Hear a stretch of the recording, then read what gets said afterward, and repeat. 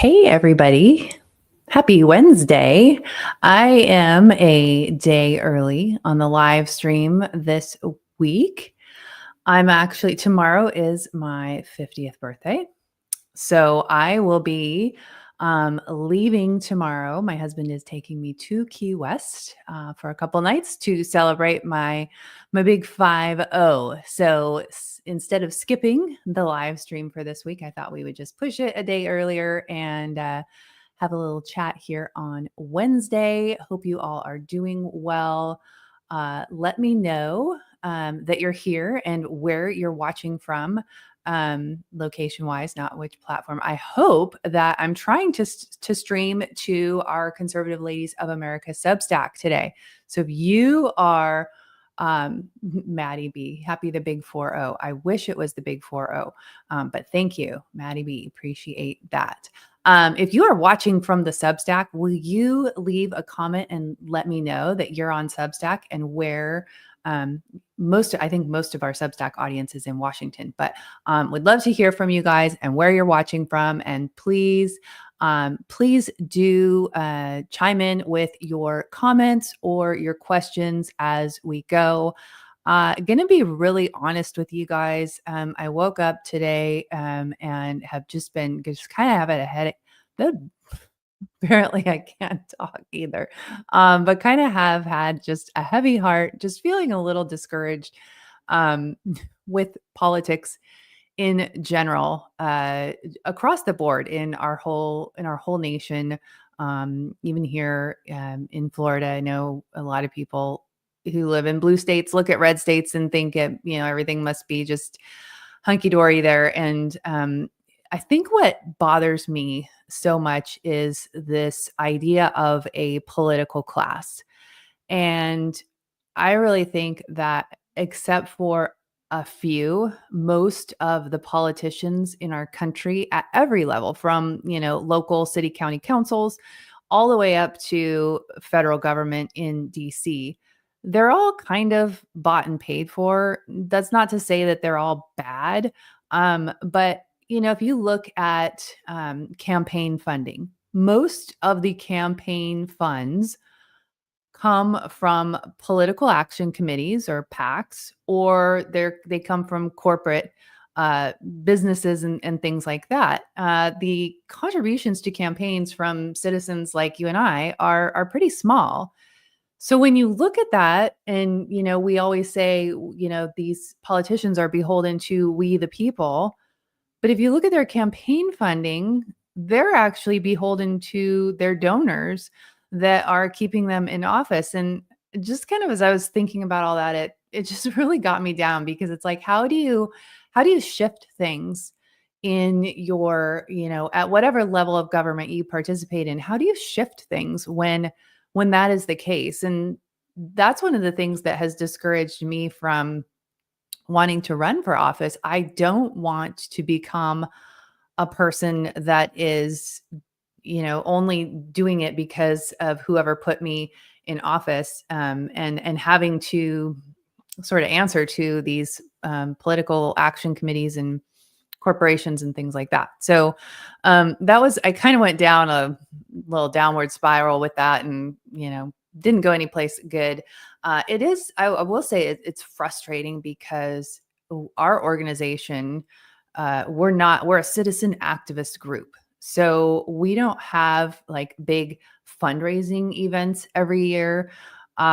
We're not lobbyists. We're not, we don't have the big budget that most of these other groups, like if you look at, policy organizations, they're heavily funded. I mean, they get hundreds of thousands of dollars from big donors every year, and they have, staff that they pay a salary to, and they probably get benefits. And we are truly just funded by small donations from other citizens who just appreciate the work that we do. And I love that, because it's true grassroots, and because we don't have to I don't ever talk about, nor does my team, we never talk about something because someone told us that we had to. And so everything that we get to talk about, whether it's bills or you know, other issues that we're hot on, or education or homeschooling or whatever it is. No one's telling us what issues we need to talk about, what issues we can't talk about. And I guess this leads me into my next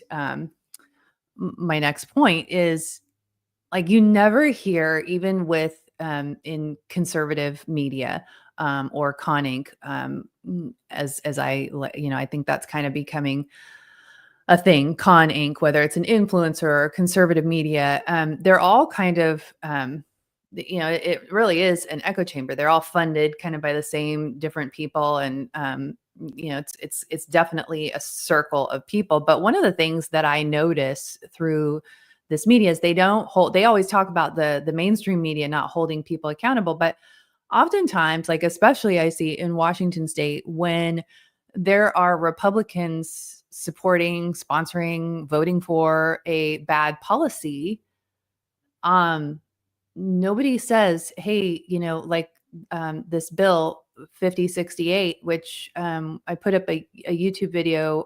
Eric Pratt um, did a video yesterday, and he let me put it on our YouTube channel. And he was talking about Senate Bill 5068. It passed the Senate unanimously, and it allows for non citizens to be employed as law enforcement officers. And there was a bill, it was either 2024 or 2023. Joy's in the chat. Maybe she can correct me, because I know she knows the answer to this question. They also unanimously passed a bill that would allow DACA recipients to be law enforcement officers. And this is a bad plot. Like, if we're trying to ensure that only United States citizens are able to enforce United States laws, why are Republicans voting for this bad policy? And you don't see, I just think, I don't care if they're a D or an R. I just think everybody should be accountable. And when we're not willing to hold people accountable because somebody, we might lose a paycheck over it. I feel like, did we learn nothing from COVID? And I think COVID was like this big, like, I started waking up when Trump ran the first time. And then COVID was like huge, put the spotlight on all of this corruption on both sides. And I don't know how anyone could have lived through COVID and not being awake to what's going on. But I think there's this normalcy bias, and people really want life to just be normal. And so if it's one of those things where if you admit that you see the problem, then you're sort of obligated to do something about the problem. And so it's easier to just put your blinders on so that you can go about your life, go about your business, and think that everything is going to be fine. And I think that, there is going to be another type of COVID type of emergency. And, like, we've been talking a lot about what's going on in Washington state and how it looks like they are very much laying the groundwork for an even worse emergency situation in Washington than was in, the 975 days that Jay Inslee had emergency powers. So, I don't know. I don't know where I'm going with this now, but I just, like, where is the accountability? And people are so, um, almost like desperate for distraction, I think, because, you see a lot of the media that's putting out content about things that are going on that maybe are like backburnered. Like, we're seeing a lot of people in Washington sharing bills that are, effectively dead for 2025. And they're still, media and, the Senate Republican committee and the House Republican committee and whatever. And they're still posting about these bills that aren't moving. And it's like, there's a whole bunch of bills in committee and public hearings and stuff that people need to act on. Why are you distracting them with this other stuff that there's likely, I mean, maybe 1% that they would come back? So it's just really discouraging. And it's like everybody, all these people in the political class are just playing this game. And I guess I want my message to be, we have to wake up, and we have to be willing to see the thing that really makes us uncomfortable and do something about it. And so that's my rant on that. We'll check the comments here real quick. Trying to see a standpoint. Lots of chatter going on in the chat. If there's something that you want me to answer, will you like put my name on it too? So otherwise, I kind of think you guys are chatting back and forth, which is awesome. Love to see it. To be honest with you, I just try to be level with everybody, and I at least just try to break the ice to see their standpoint and help this process of getting people to understand. I think you should run for office. I think I would be a good elected official. The people I think would love me, the conservative type people. The left would not love me. I don't know if the political action committee, because I would want to do what is best for people. I wouldn't want to non-citizens becoming LEOs. You have a question. I have very strong feelings about the non-citizens becoming LEOs, firefighters working in the prosecutor's office. Oh, okay. That wasn't it. I'm trying to find the question about the LEOs. And I'm not seeing it. So Joy, maybe you can copy and paste it for me down below, because I'm scrolling up and I'm not seeing it, but happy to answer. If we were aware of non-citizens becoming LEOs. Yes, we are very aware of it. And in fact, I just finished editing a video that I recorded today. It's going to go live while I'm out of town. This connects with the non-citizens being LEOs. So you've probably seen that the Democrats are working on police reform or police funding to help increase law enforcement hiring in Washington state. And they're going to have to do all this training in like woke ideology training to be able to get this funding. But as I was researching this bill, and it's House Bill 2015, if you want to go take a look at it, as I was researching that bill and saw the training requirements to receive the grant funding, and then I paired it up with Senate Bill 5068, the hiring of non-citizens. So you're going to hire non-citizens, and then you're going to train them in the woke ideology. It's a huge DEI training bill for law enforcement officers. Like, this is a mess. You're going to have these non-citizens, they're woke non-citizens, and they're enforcing laws on the citizens. It's really messed up. Somebody commented today, said you can't vote your way out of communism. And I think you can read between the lines of what I'm saying there, but I have to agree. I think Washington state is out, is beyond being able to vote your way out of the mess that you're in, not to mention all of these election bills that have been passed in just the last 3 or 4 sessions that I've been involved. There have been so many elections bills that help the Democrats further the bad election laws. Plus, I think you have on the Republican side, they don't really want to address election integrity. A little bit. They'll kind of dabble in it, but they won't go hard after the election integrity stuff. And if anybody knows about the mainstream Republicans of Washington, if you go to their website, they're on their platform. It says they believe that Washington state has some of the most safe and secure elections in the country. And the mainstream Republicans of Washington are one of the people that are within that organization are some of the biggest donors to Republican campaigns. They really do, for the most part, control the Republican Party and the elected Republicans. And if they think that, if that's their position, that Washington state elections are the most safe and secure in the country, do you really think they're going to go after election integrity? Do you really think they're going to push hard against? I think the Republicans typically vote no on most of these voting bills, but like there's not a lot of resistance. And one of the things that got posted this week by the Washington State House Democrats. There were like 257 bills passed through the cutoff. So they have to go now. Those 257 bills have to go over to the Senate, where they may not get a hearing. Um, 257, 105 of those were passed unanimously. Unanimously, zero resistance. Now, I can tell you, so here's why I wouldn't get elected, because if I were elected as a legislator in Washington, I would vote no on every single bill, because I don't think Washington State needs any new laws, unless it was to repeal. If it was a vote to repeal, although I wouldn't repeal the initiative 2081, but unless they're going to repeal and roll back some of the crap, I wouldn't vote for it.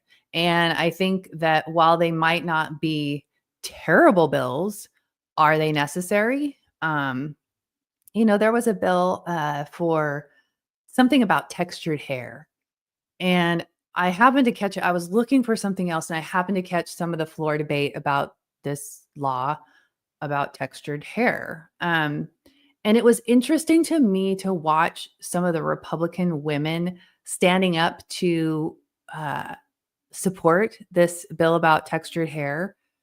Um, it was kind of cringe, to be honest. It was like they were trying so hard to like be polite and be nice and be included. And I just like, it's almost like you had to vote for the textured hair bill to show that, you appreciate, you know, Black people hair. I mean, I don't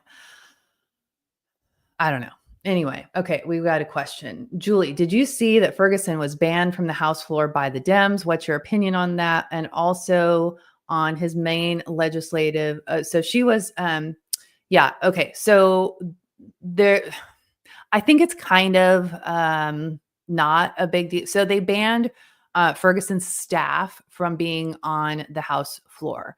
He can still send staff. He just has to like clear it or something with them, and he can go on the House floor. At least that is what through the minimal research that I did on it, that's what it looked like. It didn't look like a huge deal. And he can say, hey, I want, Sally to be on the floor tomorrow during your debate or whatever. And so it sounded like not a huge deal.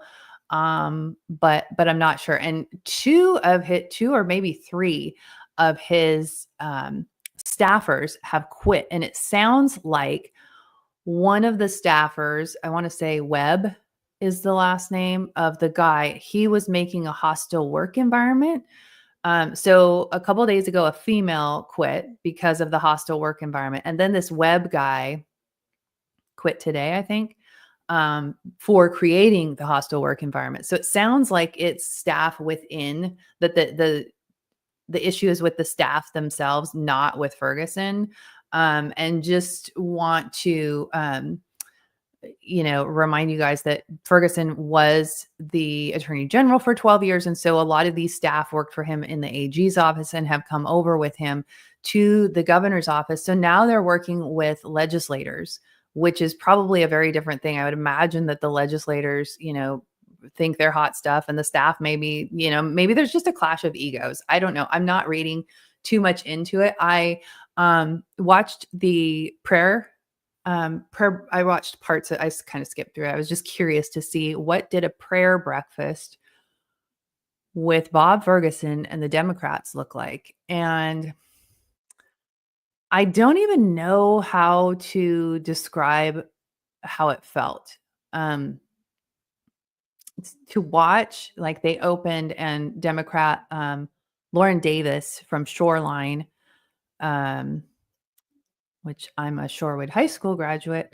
So that's a lot of my old friends and parents still live in that area. Anyway, she opened with a Bible verse, and I have such a hard time with these people who are passing such evil policies, especially as it pertains to children, the unborn, and they're pushing this death with dignity. It didn't survive cutoff, so it's kind of sleeping for the moment. And to see Republicans and Republican legislators and Christians being all excited about this prayer breakfast and how great it was, and then to hear when Davis introduced Bob Ferguson, nobody exudes love and compassion and leads with such courage as Bob Ferguson, and then he gets up and talks about his faith. And I don't know. I don't even know what to say, but you can go watch it. It's on TVW. I just have a hard time pretending that these people have any kind of faith in the God of the Bible, that they have any respect for Christianity. Just for them to get up and do this. So I think I was just I don't even know how to I found it disturbing. Okay, I see there's a question. Did they worship a goat? No.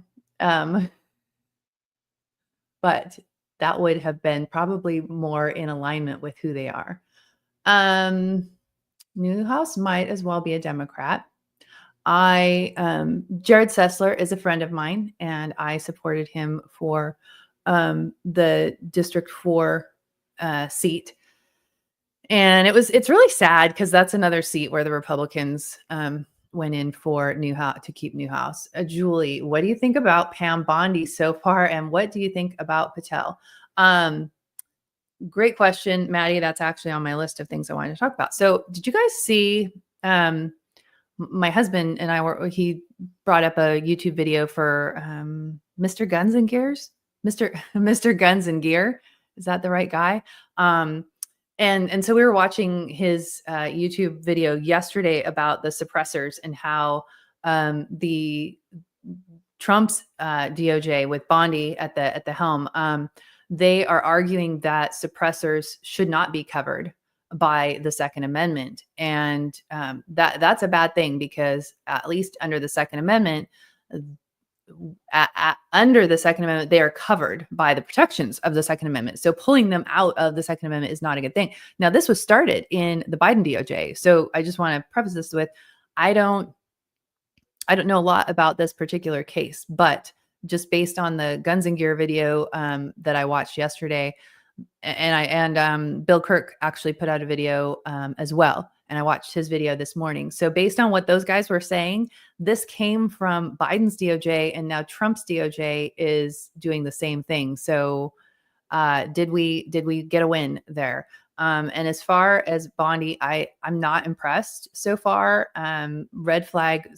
Pam Bondi is a red flag. So Pam Bondi and Rick Scott here in Florida, wanted the red flag laws. And so that's a red flag. I am not seeing the momentum and the action from Bondi's office that I think most of us had hoped for. As you know, the Bindergate, what was that? Oh, the Epstein files, and then the JFK files. Doesn't look like anything new came out on the JFK files, but I've seen conflicting things on that. So I don't know.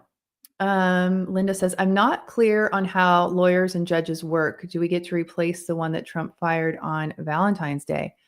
That's a good question. So did you guys in Washington know that the Senate confirmed a new Eastern Washington District judge in December? And it's a Jay Inslee appointee that the Senate confirmed. I know JD Vance, and I want to say Ted Cruz. I think maybe even Marco Rubio, but there were several Republican senators that missed the vote, and she got confirmed. And I think that was so disappointing. And I think, I'm not sure, how all of those, I think she gets to stay there. I mean, as an appointee, you just get to stay there once you're confirmed. I don't think they can just replace you. I think that's a life appointment for those positions, or until they, resign or whatever. So I hope that answered your question, Linda. Oh, you're talking, I think there was one in Seattle that Linda might be talking about. So, okay. A couple other bills that I wanted to go back to. Oh, the other thing that I was going to tell you guys is, do you remember it seems like these things just, the news cycle moves so fast that we just forget, we forget things so quickly. But last week was the continuing resolution, and it passed through the House. All the Republicans except for Thomas Massey voted for it, and it's basically the same funding from the Biden administration. And then it goes over to the Senate, and I think they needed 60 votes or something like that in the Senate to get it passed. And so there were, Rand Paul, I think, was the only one who did not vote for it on the Republican side. And then there were, I think, 9 Democrats, including Chuck Schumer, and an independent that voted for this. And so, it's all just one big swampy uniparty, and it's so frustrating because it's like, who is working for the people? And I don't imagine that our founding fathers had the intention that politicians would be bought and paid for by, political action committees and businesses and corporations and things like that. So it really makes me sad. But I wanted to circle back to some more of the Washington Senate bills that were passed with almost unanimous consent. So Senate Bill 5192 is massive funding for public education. It's an MSOC bill, which is materials, supplies, and operating costs. And they passed one last year, and now they're coming back. They want more money, and they want an inflation adjustment. It's something like $85 million, and it passed through the Senate with all but 2 senators voting for it, which was Senator Jim McCune and Senator Phil Fortunato. So now it goes over to the House, where it will most definitely, I will be shocked if Republicans don't vote for it. And it's, with everything that's going on with Washington OSPI and the effort to push in more indoctrination into public schools and take away parent access to their children while they're in public schools, and to their records and things like that, why would any Republican vote to give OSPI more money? It makes me angry. Senate Bill 5189 also passed with only Jim McCune voting no. That is the mastery-based, competency-based learning bill. 5101, I forget what that is, but you can look. And 5106, I should have written down what they were because I haven't been really watching those too closely. One I know is, I think 5101 is for people who have been victims of hate crimes, for them to get like paid time off at work. Employers would have to pay for victims of hate crimes. So it's another dumb hate crime bill. So that is not great. I do want to talk about House Bill 1296. It has a hearing in the Senate on Friday, and this is the bill that kind of guts the initiative I-2081, also known as the Parents' Bill of Rights. There are a lot of people signed up to testify on this. I've watched all of the hours of debate on the House floor on this bill. And one of the things that you will notice the Democrats are very good at is making this about protecting children. And the Republican side is all about the parents' rights. And I think that we have a huge messaging problem here. And I think if we could, and I've said this before, I think if we shift our messaging from parental rights to children's rights, I think it could really shift things a lot, because that's what this is ultimately about. It's not about me and my rights to my child. It's about my child has a right to be protected by me. The school, the state, the whoever it is, does not have a right to say what parts of my child, what parts of their education, what parts of their medical and mental health or whatever that they get to be protected by me. You've got kids, and this is a piece that people just aren't talking about enough. You've got these kids in schools that are being empowered to make decisions that they're not mature enough to make. And they're being told that they can and so they should make a decision, let's say to get an abortion or to talk to a counselor about hormone therapy or something if they're questioning their gender, or hey, it would be okay if we called you Tommy here at school, and then when you go home you just, your parents can call you Tammy again, and we just won't tell anybody. This is extremely dangerous to children. It is extremely manipulative to children. And I would argue that it is abusive of children. And so, if we can shift this conversation from being about me, the parent, I have a right to my child, to being my child has a right to their parent, to be protected by their parent. Nobody is going to protect my child the way that I will. Nobody is going to be the staunch, fierce advocate for my child better than me. And this is the argument that the Republicans need to bring into this mix. Instead of standing up and screaming about parents' rights, that makes it sound all about you, all about the adult.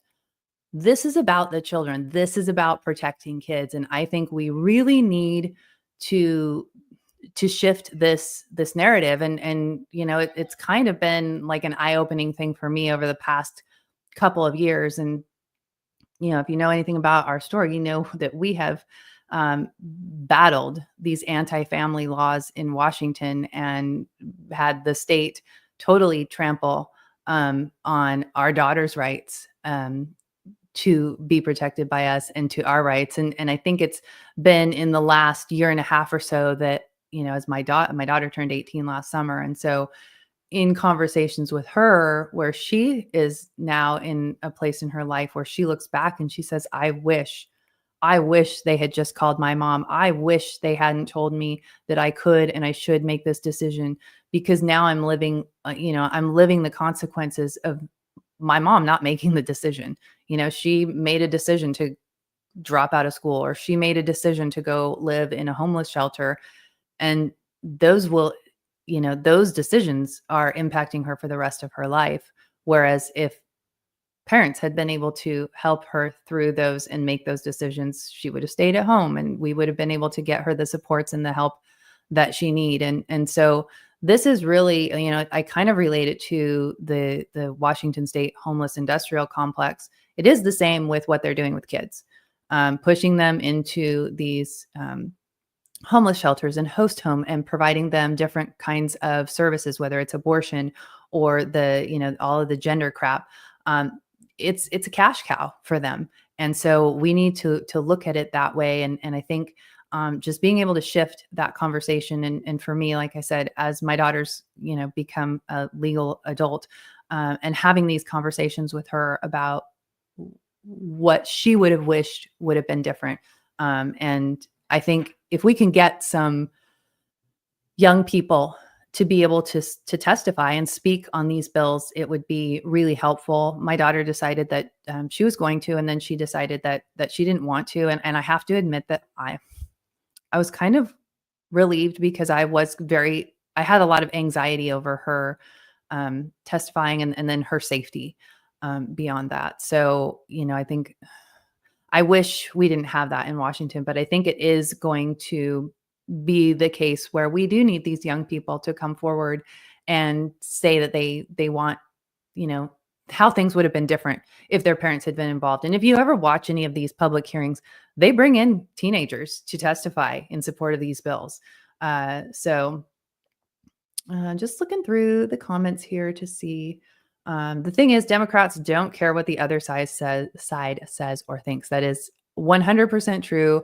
They're going to do what they're going to do anyway. I think, though, from part of my philosophy is that we can shift if we can shift this messaging and get it on the public record, because that's where, places like Cairo and Como and King 5 News, and they all get their, they pull they pull quotes from the public hearings. And so if we're saying different things, maybe it will shift public perception enough to wake people up, just like, oh, that I didn't think of it that way.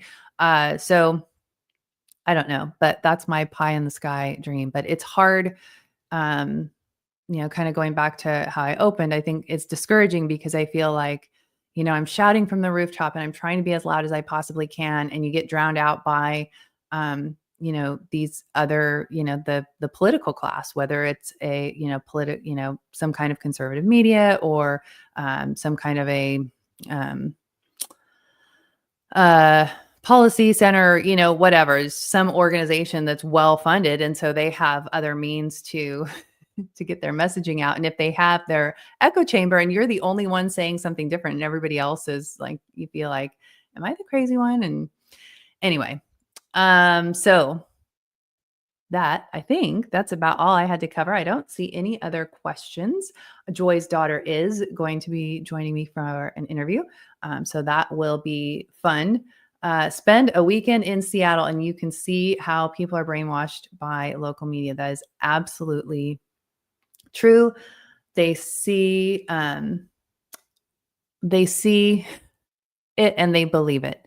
And I've told people before, I did an interview with King 5, I think it was like 4 years ago, when all this happened with my daughter, and they spent almost 3 hours at my house. And the guy, I think it was Eric Wilkinson, very nice guy, by the way, but he made it very clear that there are a lot of pieces, most of your story, we won't be able to air, because it, you know, the Paul G. Allen Hope Center and the United Way and all these people are big donors to King 5. So that's how it works. Hi, Julie. I emailed you 7 videos that walks you through all the statues at large by Congress.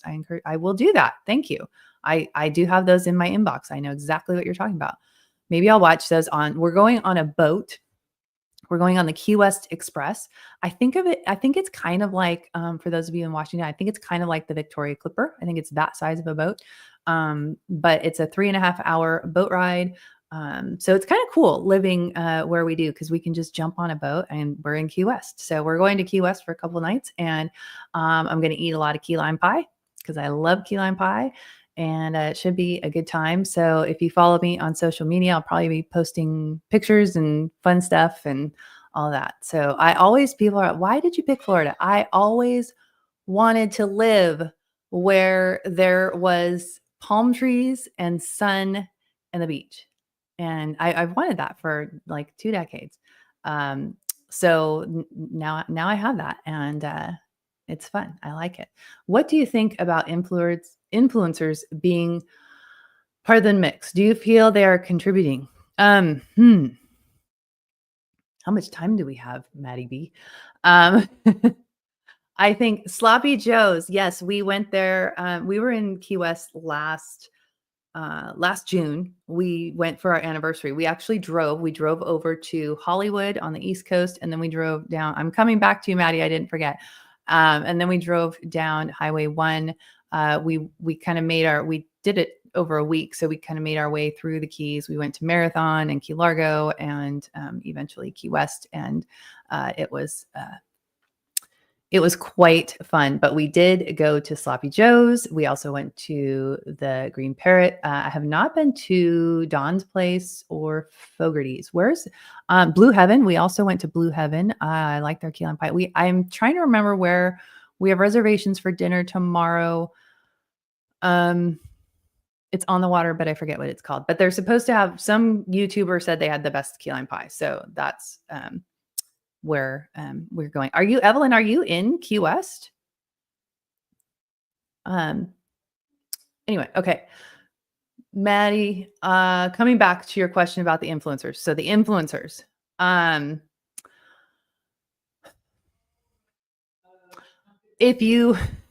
think the binder gate really was like the nail in the coffin, but even before the election, and just seeing all these people parroting the same things and Really, I think when X became, you could, get when you could be monetized on X, I think a lot of people, I think that really shifted things, right? So a lot of the content wasn't really authentic and genuine. It was being most of these influencers are paid to have, some sort of agenda. And I've kind of been watching because a lot of the influencers are actually here in Florida. And so when we had the amendments going on, Amendment 3, and Amendment 3 was the weed amendment, and Amendment 4 was the abortion amendment. And the conservative influencers they were pushing the weed amendment, kind of just silent on the abortion amendment. And they're all kind of anti DeSantis, which is really unfortunate because uh, Florida has become uh, the legislation in Florida has really been solid in building the red state firewall under DeSantis. And so I just, again, I hate politics. I really hate politics. Why can't people just do the right thing? So I guess my thought on influencers is I think they are part of, it's kind of like influencers are to the right what the mainstream media is to the left. They push out a certain narrative, whether it's true, whether it's false, whether it's, kind of true. I feel like it's manipulative in a way. So um, I don't think it's helpful. And I think it's going to be interesting, especially as we go forward. You don't hear them holding people accountable. I would love to see conservative influencers, or at least what I thought they were. I would have loved to have seen them holding people accountable, and they don't do that. And when people called out influencers on not holding others, not holding politicians and people accountable, I think that was very revealing, and I hope that we see a shift, and I hope that more voices that are truly authentic and truly grassroots and truly just trying to do the right thing. Like, I don't post on X. I don't use keywords or that's not what drives my content. I'll post something because it's something I care about and I think people should know. I don't care if it goes viral. I don't care if it well, none of my stuff goes viral, but I just don't care. I mean, I just want to be a voice for truth and transparency, and I want to teach people how to engage, get involved, and make their voices heard, whether they agree with me or not, whether they agree with my position or not. I just think we all have a duty to get involved. So, I mean, of course, it'd be great if you agreed with me, but I think you mean Benny Johnson. I have totally muted Benny Johnson. I'm sorry. I can't with that guy. He's a great entertainer. I should definitely run for politics. Well, maybe someday. We'll see. We will see. It's kind of I considered actually running for the school board when I got here. But some of the conservative women in the area were not very nice to me. They called me a rhino. I mean, that's not why they weren't nice to me, but they did call me a rhino. Like, they were really nice at first, and then when I didn't just go along with everything they said, then all of a sudden I became a rhino. So I just need to get to know people here, and maybe I won't say never, but it would definitely be interesting. I think I would do a good job, but I don't know. I'd probably be elected for one term, and then the political action committees and the Republican Party would see that I can't be bought off, and I'd get the boot. People hate when people who talk truth, and that's when you're actually making a difference. That's true. And I think it was Robert Borton's posted yesterday about Christians are not called to walk with the masses. We're called to the narrow path. And sometimes the narrow path feels like maybe you're going in the wrong direction, and it feels lonely. And, I think my team and I have had a lot of the other, whether it's politicians or just people from other policy groups or something like that, do everything they can to discredit us. They'll say we are misunderstanding the bill. We don't understand how to read a bill. We don't know what we're talking about. And it's very frustrating because we're not trying, we're not out here trying to, we just want citizens to understand what's going on, to have the facts about what's going on. And we don't have an agenda. And, I posted something about, get your kids out of Washington State the other day. And somebody said that I was making money off of people who leave Washington. I can assure you that I'm not, but I do think that's a great idea. Like maybe I should get my real estate license for Florida and try to lure people out of Washington to Florida and sell them a home here and make some money that way.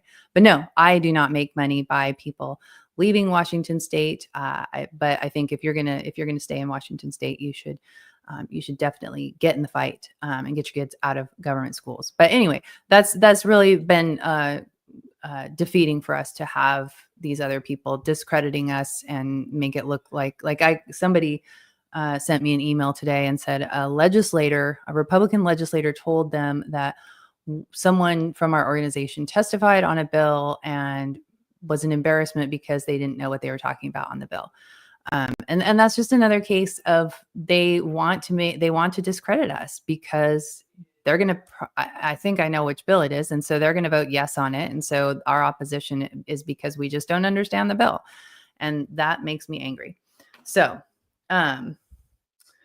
please go to Dante's for the pool. Great service and excellent food. Prime Steakhouse is great as well. And Harping, Evelyn needs to come on here and do a Key West Adventures segment with us sometime. So Evelyn, maybe you'll do that. That would be fun. And I can take pictures when I'm down there. So, all right, you guys, well, it is almost 6:00 here and I am going to go start celebrating my birthday Eve. So I hope you guys have a great weekend. I will be back next week on Thursday at the regular time, which is 5 p.m. Eastern and 2 p.m. Pacific. And I hope that I will see you there. And be sure, if you're not already, subscribe to our YouTube channel, which is at Conservative Ladies. If you're watching on a different platform, we've got some, we've got some videos that'll be coming out while I'm out of town. And they're good. You don't want to miss those. So make sure that you sign up for that. Hang in there. If you are watching from Seattle, hang in there. Thank you all for the birthday wishes. And hang in there. I know that it's a rough road right now with everything that's going on in Olympia. And we will keep bringing you all the facts and information so that you know what's going on so you can protect yourself and your family and your home. And I look forward to seeing you guys next week.